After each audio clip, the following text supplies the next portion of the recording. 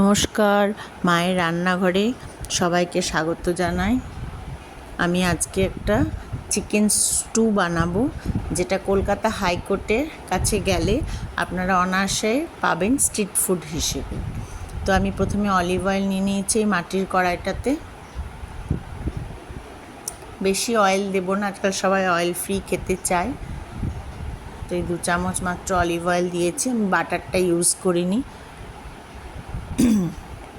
Wait লসের জন্য অনেকে খেতে পারেন। একটু আদা কেটে নিয়েছি, একটু রসুন কেটে নিয়েছি, একটু দারচিনি, গোটা গোলমরিচ, লবঙ্গ আর ছোটো এলাচ নিয়েছি, আর গোলমরিচের গুঁড়ো একটু চিকেনটায় মাখিয়ে নিয়েছি। আমি একটু বেশি ঝাল খাই, তাই বেশি মতো নিয়েছি। আপনারা আপনাদের স্বাদ মতো নেবেন আর কি। করে দেখতে পারেন, খুবই ভালো লাগবে। আর যারা ওয়েট মেনটেন করে চলেন তারাও এটা করতে পারেন।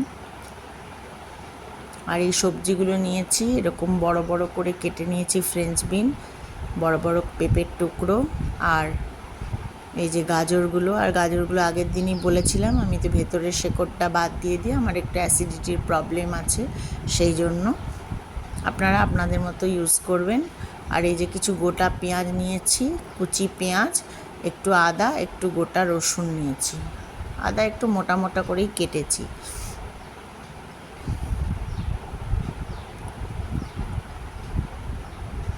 আর এই যে একটু পাতিলেবু নিয়েছি, আমি 2টো পাতিলেবু ইউজ করেছি। পাতিলেবুর রসটাকে আমি মাংসের মধ্যে একটু দিয়ে দেবো। বলতে ভুলেই গেছি, প্রথমে গোলমরিচটা নয়, প্রথমে লেবুর রসটা দিয়ে তারপরে গোলমরিচটা দিলেই বেটার হয়। আমিও সেটাই করেছি, কিন্তু এখানে ভুল করে বলা হয়ে গেছে আগে গোলমরিচটা আর কি।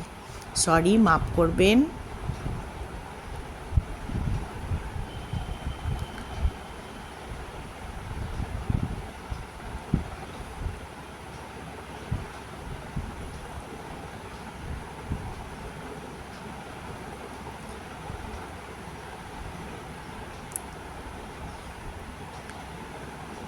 এবারে কড়াইয়ের তেলটা দেখুন গরম হয়ে গেছে। এবার আমি রসুন কুচিগুলোকে দিয়ে দেবো।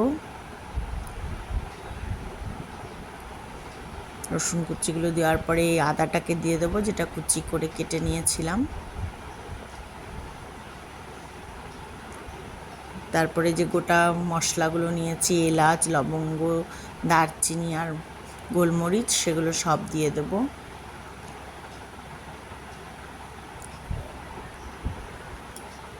এই যে মশলাগুলো এবার একটু ভালো করে ভেজে নেব। একটু নাড়াচাড়া করতে সুন্দর ফ্লেভার বেরোচ্ছে। দারচিনি আছে, রসুন আছে, ভালো গন্ধ উঠেছে। এবার একটা তেজপাতা দিয়ে দেবো।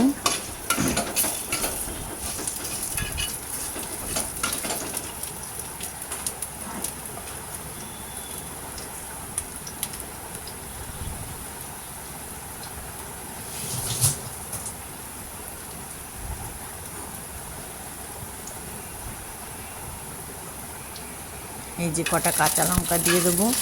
আমি একটু ঝাল বেশি খাই, তাই গোলমরিচও বেশি দিয়েছি, লঙ্কাও বেশি দিয়েছি, আপনারা স্বাদ মতো দেবেন। এবারে এই গোলমরিচ মাখানো চিকেনটাকে এর মধ্যে দিয়ে দেবো।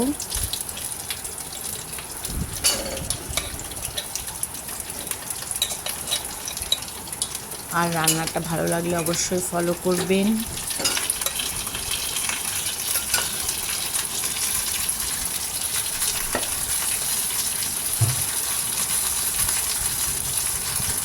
একটু সাবস্ক্রাইব করে দেবেন, ভালো লাগলে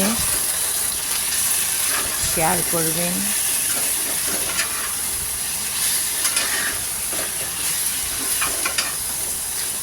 এবার মাংসটাকে একটু নাড়াচাড়া করে নেব। গোলমরিচ লেবুর সাথে আর রসুনের গন্ধ, দারচিনির গন্ধে সুন্দর একটা গন্ধ উঠেছে। এবারে একটু নুন দিয়ে দেবো। নুনটা অবশ্যই একটু বেশি দেবো, যেহেতু এটা স্যুপ, তাই জল থাকবে, তো তাই একটু বেশি করেই আমি নুন দিয়ে দেবো। আর সবজিগুলো ধরুন অ্যাড হবে, সেজন্য নুনটা একটু বেশিই লাগবে। নুন দিয়ে এবার একটু নাড়াচাড়া করে নেব। হলুদ কিন্তু এটাতে আমি দিইনি।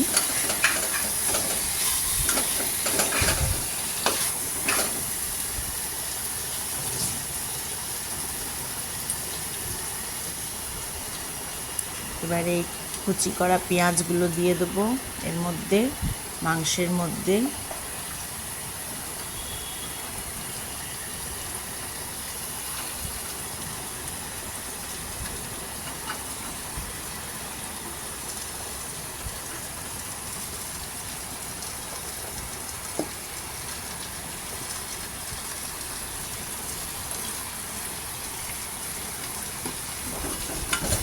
তারপরে পেঁয়াজ দিয়ে একটু ভালো করে নাড়াচাড়া করে নেব।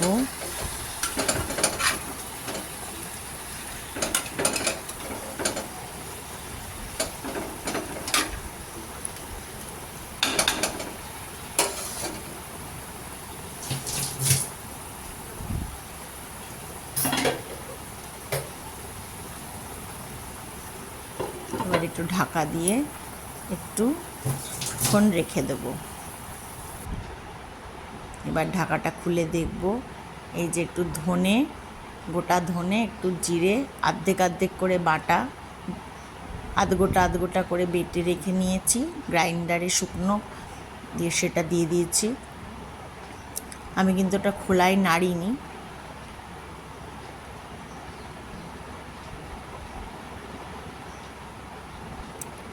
এবার ঢাকা দিয়ে দিলাম। একটু রান্নার পরে দেখি, হ্যাঁ সুন্দর গন্ধ একটা বেরোচ্ছে। এবার আমি সবজিগুলো এক এক করে দিয়ে দেবো। প্রথমে দিয়ে দেবো পেঁপে,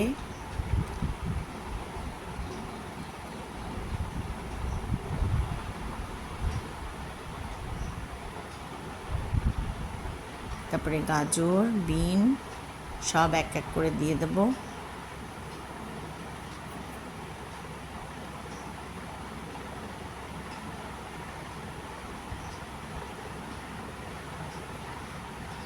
এই যে সবজিগুলো সব দেওয়া হয়ে গেছে। এবারে বেশ ভালো করে নাড়াচাড়া করব সবজিগুলো।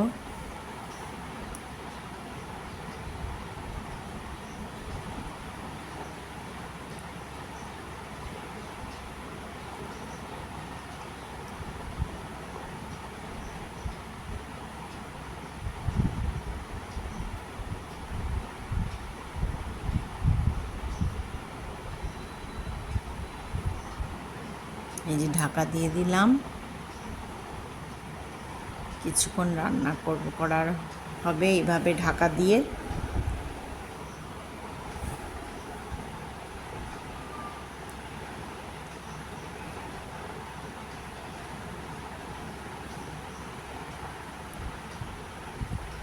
বেশ কিছুক্ষণ হয়ে গেছে, এবার ঢাকাটা সরিয়ে নেব। দেখুন অনেকটা নিজে নিজেই জল বেরিয়ে গেছে সবজিতে আর নুনের তেতে।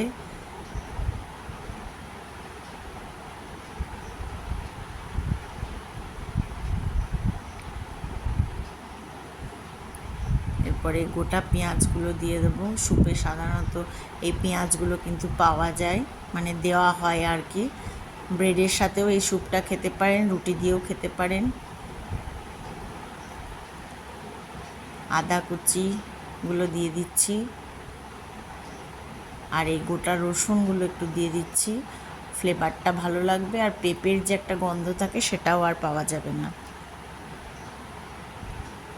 এবার সামান্য একটু নাড়াচাড়া করব।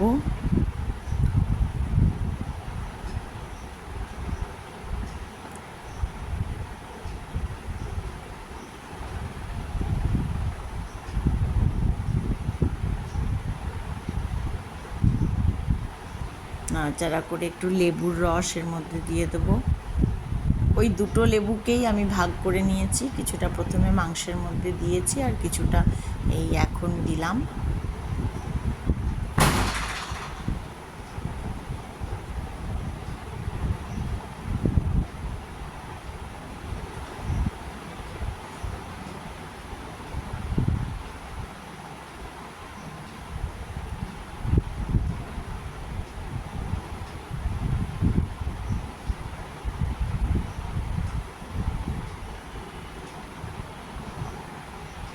এবার জল দিয়ে দেবো পরিমাণ মতো। স্যুপ যেহেতু সব সিদ্ধ হবে, তারপরে আবার থাকবে, ধরুন সেই মতো আন্দাজ করে জল দেবেন।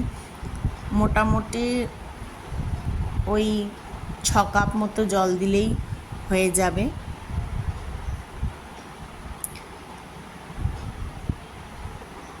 হ্যাঁ, এই দেখুন ফুটে গেছে স্যুপটা।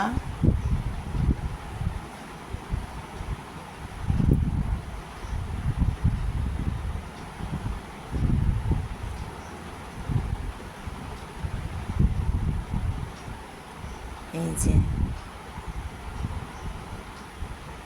পেঁপেগুলো একটু সেদ্ধ হয়ে গেছে বেশ ভালো মতো, অনেকক্ষণ টাইম লাগবে, অন্তত 1/2 ঘন্টা 45 মিনিটের মতো। এই দেখুন স্যুপটা এবার একদম রেডি, একদম পেঁপে সিদ্ধ হয়ে গেছে। এই দেখুন অলিভ অয়েলটাও সুন্দর হয়েছে। সবাইকে অসংখ্য ধন্যবাদ। ভালো লাগলে অবশ্যই একটা লাইক, শেয়ার আর কমেন্ট করে জানাবেন কেমন লাগলো আপনাদের। অবশ্যই বানাবেন। অসংখ্য ধন্যবাদ।